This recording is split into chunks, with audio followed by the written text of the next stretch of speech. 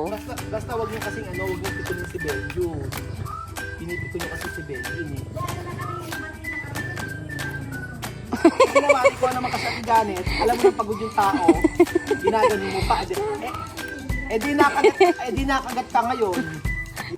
Good morning! Good morning! Welcome back to our YouTube channel. This is Kuya Raul. Pangit talaga. Hindi na ako matututo. Na yun. Bahala na kayo. Wala nang intro-intro. Diretsahan na. Anto kami sa bahay, maglilinis, araw-araw, ganito gagawin, nag-aantay, kakain, tutulog. Tapos, pagkaring matulog, gigising na naman. Pagkagising, na naman tayo. Ano pa ba ang gusto nyo? Dito pagkatapos ang ating video. Ay nako, mga kababayan ko, hindi na ako matututo mag-intro. 'Di ba? Sila kasi ang galing sila yung mga nagba-vlog galing na mag-intro. Pagalingan ba dapat? Magandang araw po sa inyo lahat mga amigo. Dito po si Kuya Raul na kung saan ay meron po ako ipakikita sa inyo na ginagawa natin sa garden at I hope na mag-iinit ng tubig si Kuya Belgium para sa ating pagkain. Thank you Kuya Belgium, tayo magkakape. Yun po. So, inutusan. No? So, ayan po mga kababayan ko. Nandito po tayo at may pakikita po ako sa inyo na kung saan ay ang mga bulilit natin, ang mga angels natin ay may ginagawang kababalaghan. Oo. Ang dalawang bulilit natin ay may ginagawang dito mga amigo. May ginagawang kabalastugan. Ay ako, ito na po mga amigo. 1, 2, 3. Kabalastugan. So, ito na po sila mga amigo. Ay, si Billy. Di mo nakita si Billy. Ito na po. 1, 2, 3. Charan! O, diba? Magtatanim sila hanggang mapagod. Nagtatanim na po tayo ng... Ayan. So, si Billy po muna nagtatanim. Yung 5 minutes po na ibibideo ko siya. Tapos pagkayari po, hindi, mga 10 minutes po ako magbibideo. Tapos yung 2 minutes po si Billy ang hawak ng camera. Para 2 minutes lang po ako mapapagod. Parang mali. Parang may mali doon. So eto na po, walang titigil dito hanggang hindi natatapos. So eto na po ang tinatawag nating pagtatanim ng damo. Ang damo ay tinatanim na ngayon. Dati po ay binubunot. Asan si James? Gisingin si James. Ayan, tigisingin mo rin si Axel. Si Axel po, tagapatay ng tubig. Tagagising ng mga tagagising. So, eto na po. Ayan, Kuya Belgium. Ano? Matapos ka na. Tara na. Napagod na. Napagod ka na ako. Ano mag-alas 10 yata kami. Ganun pa. 9. Mga 9 ng gabi.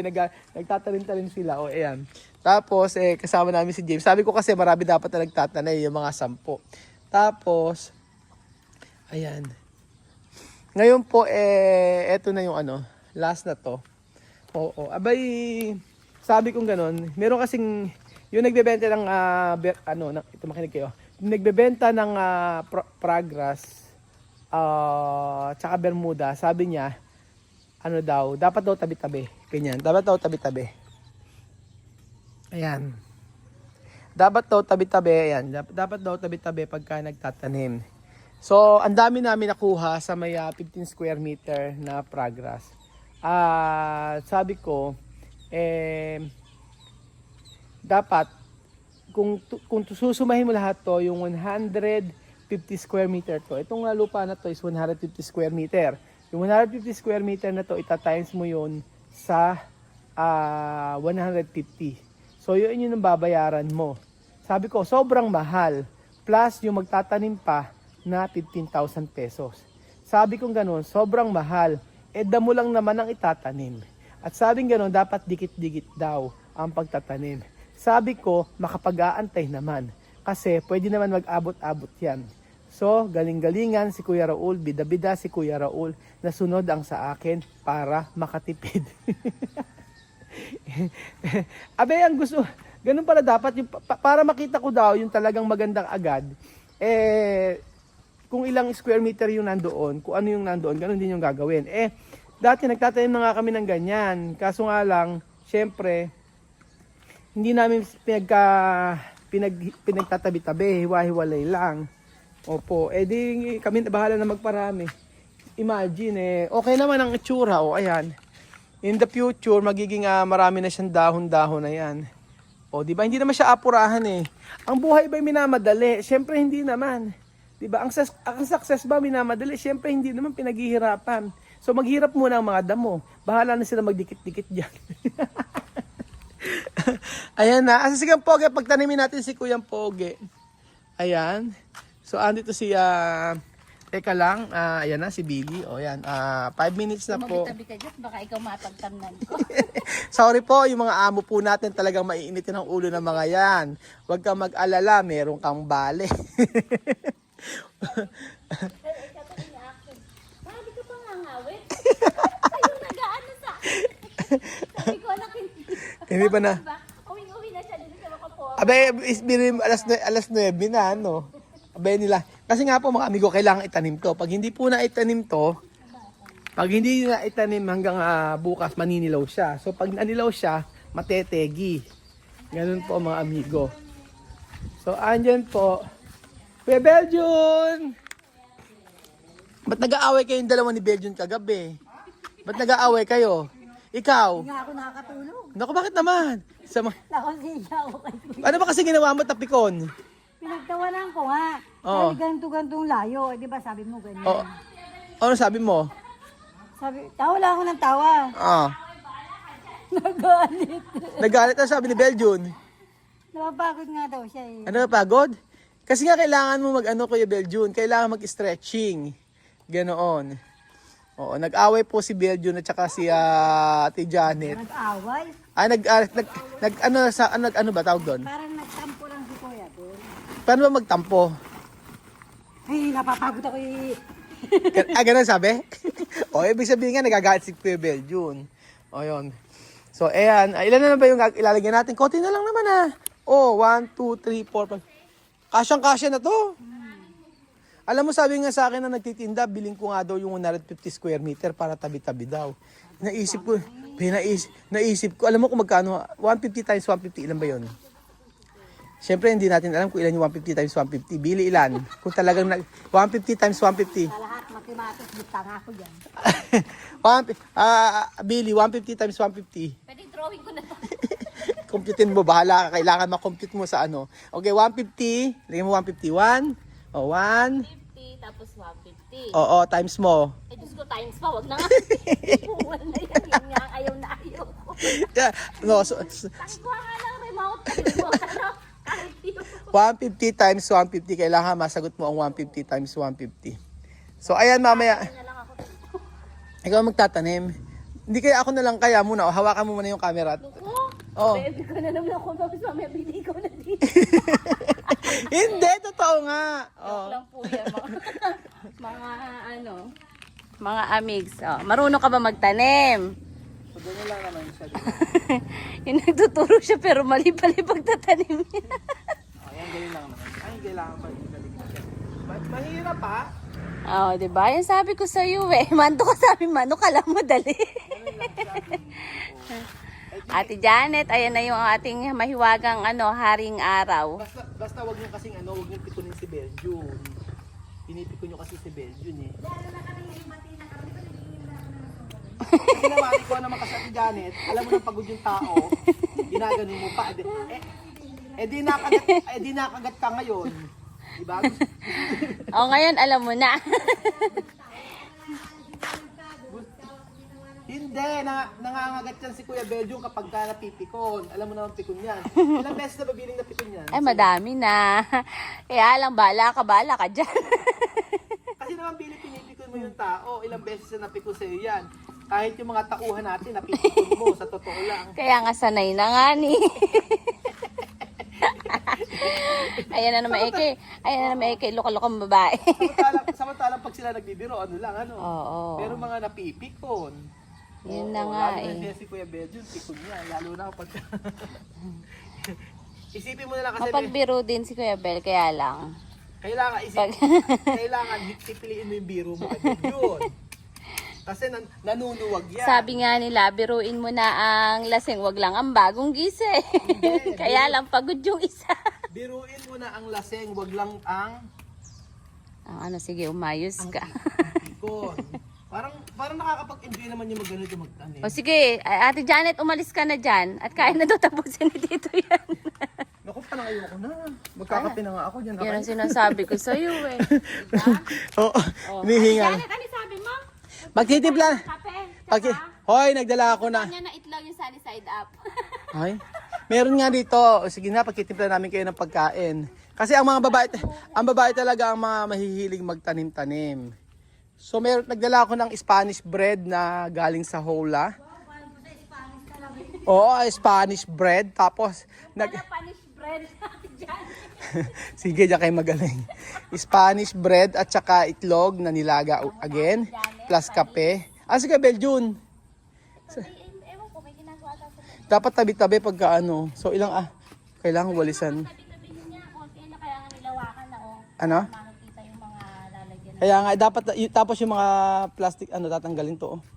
Kailangan, si karmatilya natin. Papatulong ko na lang muna. Nakapaalis mo yan sa mga rubber cuts. Nakahatid ka na? Okay. Hanggang alas 11 tayo rito sa bilad na araw. Kapag ka merong na emergency, Wala na, ikaw trabahado. wala nang trabaho. Wag naman. Pero ayan, mga amigo, unti-unti gaganda rin yung ating garden. At para namang ano. So, ganyan lang naman kami dito, biro-biro. Lalo naman kami pag kami nagtatalo ni Kuya Beljun. Sabi ko nga po sa inyo. Ayan, sino may gawa na ito? Parang medyo very good to. Kami dyan. Ayan. Hindi na namin makita doon pa very good. Yung hindi niyo nakita at madilim na, diyan pa kay very good sa part na yan. Oo, ganyan nga po. So magpe-prepare ako ng breakfast namin mga amigo. Dahil hindi ako po pwede. Hindi ako po pwede. Nadulos pa. Hindi ako pwede. Hindi ako pwedeng magtanim ngayon. May buwan ng dalaw yung huwag kang magkaroon. Hindi ako pwede magtanim. Hindi, mamaya tutulong naman ako. Kaya lang kasi, kailangan kasi. Mamaya daw tutulong. Mamaya tutulong tayo. Asa ba si Axel? Pabuhay natin tubig. Tulog pa si Axel mo. Kaya nga kahit na budang kulit nun eh. Parehas na kayo ni Axel. So, andito na po tayo. At kailangan diligan to. Ano natin. Mamaya po mga amigo, babalikan ko kayo sa ating ginagawa. Pag tayo ay kung ano na yung mayayari na sa maghapon are. Natutulong muna tayo. Si Kebejo naglilinis sa loob. Ayaw niya yatang magtanim. So, paalam muna mga amigo. Diyan muna kayo at babalik mo kayo. So, ito po mga amigo, okay naghalaman. At ito na po sila. Ito po ang manananim ng taon. So overtime yan.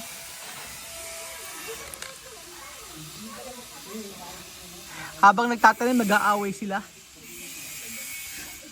Hoy, mainit!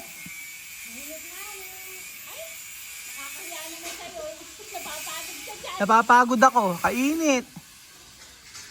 So ito po mga amigo, unti-unti na po nga nagkakaroon ng damo. Ang ating ang ating garden. Oo, tama. Alam niya magtanim, oh. Nilalagyan na ano. So mamaya po mga amigo, ay papakita ko sa inyo kung ano po yung natapos ito sa maghapon. Pero malapit na yan, dalawa na lang po tatlong sako na lang po. At okay na. Ito po tayo mga amigo ng Malunggay Pandesal, paborito ng bayan. Malunggay Pandesal, nakakataba ito. na may keso. So ayan po mga. Ay, magkape na kayo, Billy. Magkape na kayo sa pandesal. Ayan po mga amigo. Baba kumakain po tayo at nagkakape. Papakita ko po sa inyo natapos na dito po sa ating garden. So ito na po yung finished product. Finished product! Ito na po yung outcome ng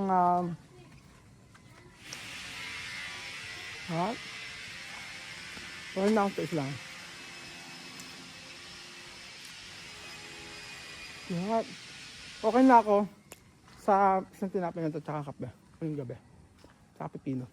So ayun na pa mga amigo, napakaganda po ng ginawa nila. Ready ba kayo? 1, 2, 3. Charan! O diba mga amigo?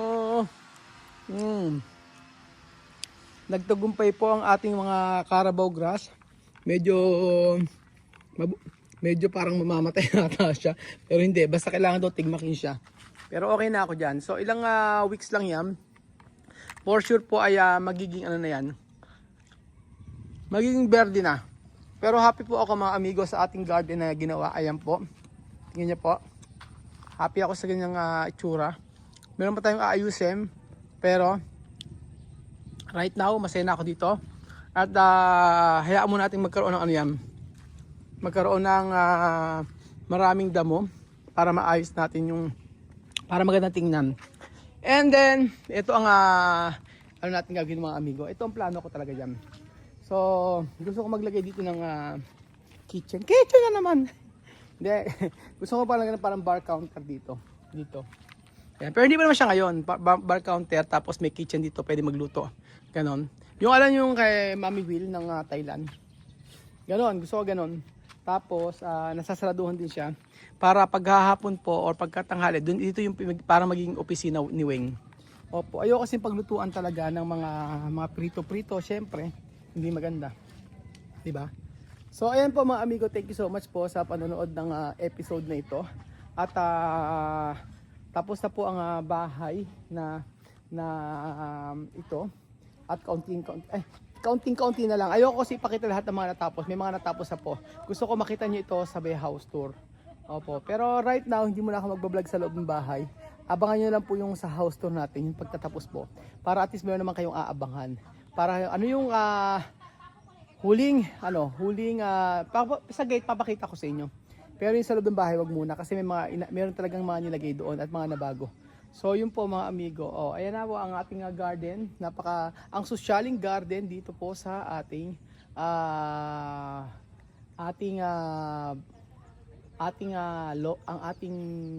bahay. So salamat po mga amigo. At sa lahat ng sa walang sawa ninyong panonood, magpipitong taon na ba tayo magkakasama? Andiyan pa rin po kayo sa akin para suportahan po ako. So sobrang na-appreciate ko po ito, pagmamahal nyo sa amin. Salamat din kay Billy, kay Beljun, kay Janet, sa mga tumutulong sa atin dito. Yes po, at pagpalain po kayo ng pagpalain nawa sila ng Panginoong Jesus. So, happy ako sa kanilabasan. Pero ito, yan, tatanggalin ko pa yan. Hindi yan dyan. Meron pang mga gagawin dyan. Pero, yun nga po, hindi pa naman pala. Hindi pa yan, final. Marami ba? Ang garden naman kasi pwedeng palipat-lipat yan, bago-baguhin eh. Ganun po. So, ito na po ang ating sosyaling garden. Sosyalin nga pa talaga. Salamat po at God bless.